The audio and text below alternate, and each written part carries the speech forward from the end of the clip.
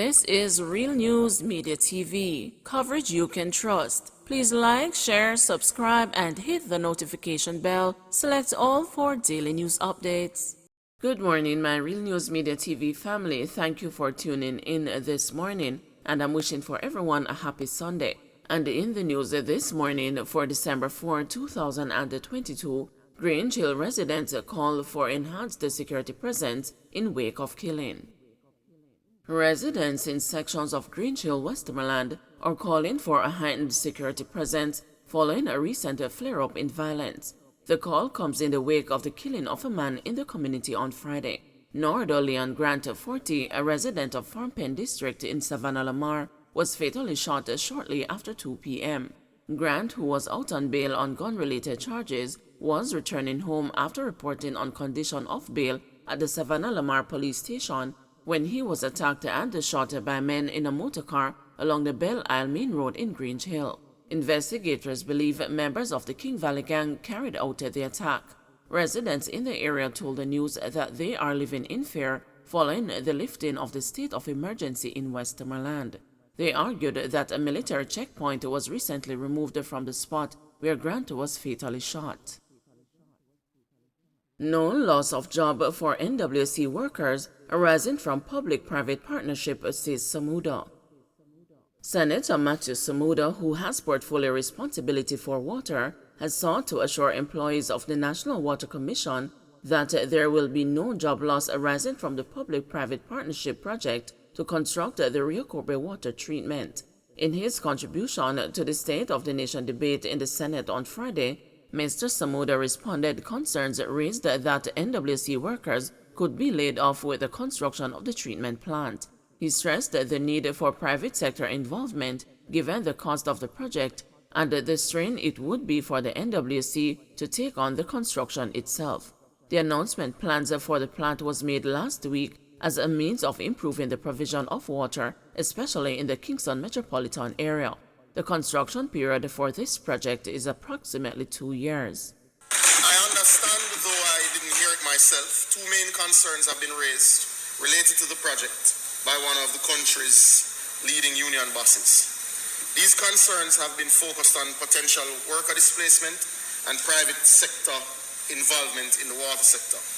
In addressing the first issue raised, I think it's important to state for the Hansard and indeed the country that this project reflects desperately needed new capacity and will displace no worker employed by the NWC. In addressing the second concern, I remind colleagues of the cost of the project. $77 million, not chicken feed.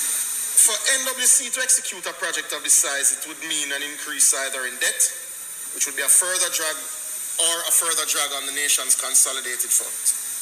Neither of those options, when compared with the terms of the PPP outlined above, can be palatable. Also, when one considers that they will supply NWC, who still have to have a national conversation with the OUR, the risk, I believe, was misunderstood.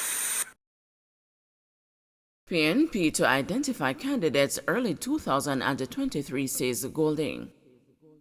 Opposition leader and the president of the People's National Party, Mark Golding, says a focus is now being placed on selecting representatives to fill vacancies in constituencies ahead of the next general election. Golding said the party is shifting its focus as it has already prepared for the local government election expected by February 2023. We have taken the decision that we are now going to move towards identifying our constituency candidates because we are now in the second year of this government since the last election and we must be ready, he said while addressing a PNP town hall meeting at Manchester High School in Mandeville last Thursday night. Constituents in Manchester Southern pressed for a response from Golding as to when a candidate will be placed in the constituency. The PNP lost all but one seat at Manchester Northwestern in Manchester in the September 3, 2020 general election. South Manchester, we are going to be looking for somebody, and the Central Manchester as well, he said. Opposition Senator and a former Member of Parliament, Peter Bunting, failed to retain Manchester Central in the last election. When asked if he plans to contest the next general election, Bunting said he is awaiting the local government to make a decision.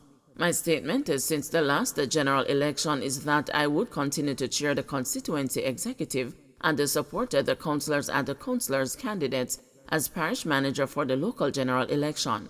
I will make my decision after the local government election, he told the news on Friday.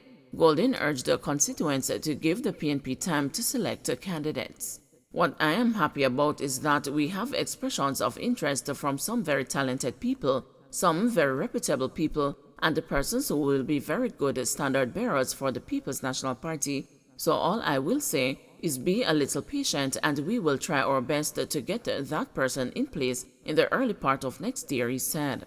I understand the anxiety and the need for you to have your caretaker in place in South Manchester, and it is not just South Manchester alone. There are other constituencies where, to be honest, we have been focusing on the local government election preparation. We have been ensuring that we are ready for the local government election and getting our candidates in place at the individual level. We don't know whether the government is going to call the local government election, which is due, but they might come back and extend it again, Golden added. Wanted persons and the persons of interest listed by St. Andrew South Police. Several persons have been listed as wanted by the St. Andrew South Police, while several others have been named as persons of interest. The listed persons have been asked to report to the Hunts Bay Police Station immediately. Those wanted are Ronald Smith, otherwise called Skull, who frequents Browns Lane, Ashley Road and Bentley Road in St. Andrew, as well as Central Village and the Top Burke Road in St. Catherine. Smith is wanted for a case of wounding with intent. Romario Grant, otherwise called Kaka, of Nelson Road, Kingston 13. He is wanted for murder. Albert Mitchell, otherwise called Bally, of Anderson Drive, Riverton Meadows in St. Andrew, who is wanted for murder. Marquez Ellis of Riverton Meadows in St. Andrew, he is wanted for murder.